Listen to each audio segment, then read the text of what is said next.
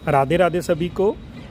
आपको पता है कि कुंडली में जब भी फाइनेंस की बात होती है तो हम सेकंड भाव की बात करते हैं।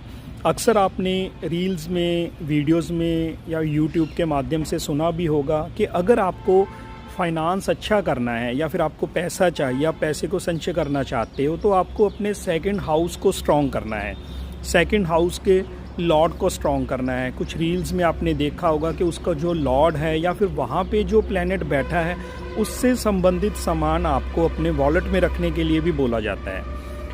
लेकिन एस्ट्रोलॉजी की साइंस को समझने की कोशिश करिए। अगर हम कुंडली के 12 भाव की बात करते हैं तो आपको पता है कि जो लगन है वो हम हैं, और जो 5th भाव है वो हमारे पुण्य कर्म है, हमारे पुण्य कर्मों का संचय है। जो भी हम अपने लगन की बदौलत करते हैं तो वो 5th भाव में जाके अकम्युलेट होता है। इसीलिए सेकंड भाव की डायरेक्ट रेमेडी करने से आपको रिज़ल्ट मिलेंगे या कितने % तक मिलेंगे, ये एक विषय ज़रूर है।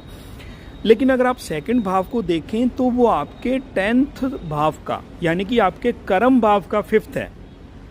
जब तक आप कर्म नहीं करोगे, आप अपने कर्मों को स्ट्रॉन्ग नहीं करोगे, तब तक आपका सेकंड भाव में जो पुण्य कर्म का अर्जन है, जो अर्जित पुण्य कर्म है, वो नहीं बढ़ेंगे।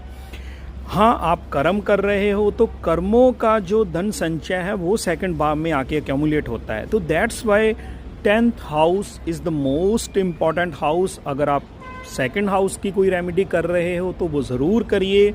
लेकिन अगर आप उसके रिज़ल्ट नहीं ले पा रहे हो, कहीं ना कोई दिक्कत परेशानी आ रही है, तो आपको अपने 10th भाव को ज़रूर देखना होगा, क्योंकि कुंडली में यही एक घर है जो भगवान ने ओपन रखा हुआ है। दैट्स वाई ये बोला भी जाता है कि स्काई इज़ द लिमिट। सो आपको अपने लगना को और अपने 10th भाव को स्ट्रॉन्ग करना है। कर्म क्षेत्र में आपको उतरना ही पड़ेगा। अकेले सेकंड भाव की रेमेडी करके आप अपने फाइनेंस को ठीक नहीं कर सकते।